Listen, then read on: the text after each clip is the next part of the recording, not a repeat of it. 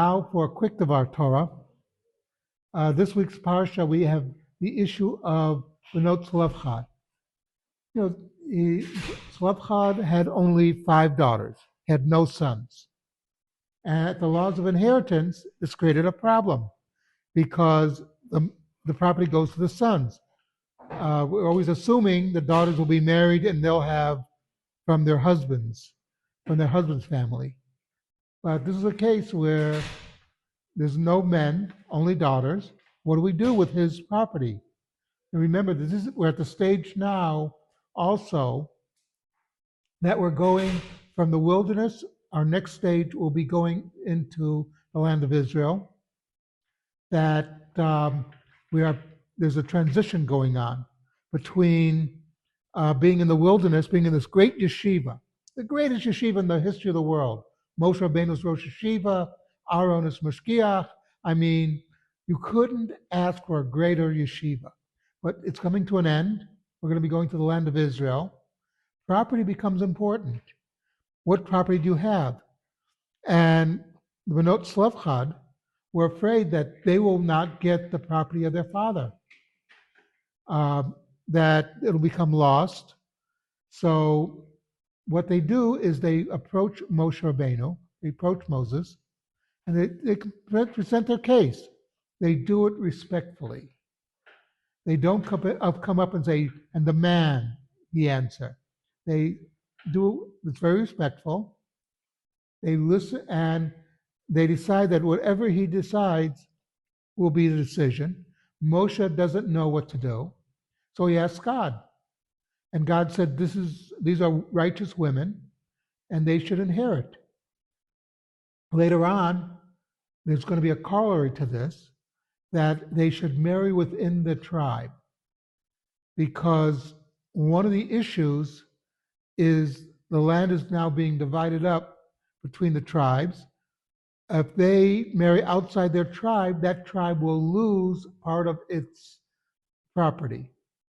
But what this is all pointing to is the Torah is dealing with a real issue. And there were different ways of approaching problems. One is you shout, yell, and scream, and it usually has the reversed reaction. If you come up to somebody and demand and yell at them, they're not going to be very pleasant. But if you go to the leader and you say, listen, this is where I think there's a problem. And the leader will sit there and he'll listen to you. If you remember the book of Esther, Mordechai is going to Esther to try to convince the king about dealing with Haman.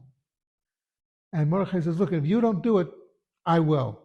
And she knows that's not going to end up well. That in Persia at the time, if you complain to the king, it would be an extremely short conversation. Same thing now. But, in other words, this is not a Jewish king. Even in those days, they called the emperor of Persia the king of kings, etc. It would add, may you live forever, and all these great accolades. Esther knew the workings of the palace. She knew the internal workings. So she said that eventually he convinced her to deal with it, and she did in her own way and got accomplished what had to get done, but not by yelling and screaming, but by using her knowledge of the court. The Zelophahad, they needed to get this done. They needed to accomplish their goal. But they knew to yell and make a rebellion would not do it. What they needed to do was approach it and present the case. And God listened. Sometimes when you have a complaint, God listens. Remember that God always answers your requests. Sometimes the answer is no. Nothing we can do about it. But you approach with respect. That's why it's so important that when you speak about the rabbi, say, of this community, his name is Rabbi Schwartz. He has a first name. I'll let his wife use that.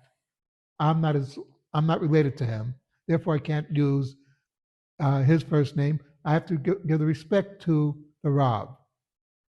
And when Zelophahad realized that, and that's when they approached, they did it the right way.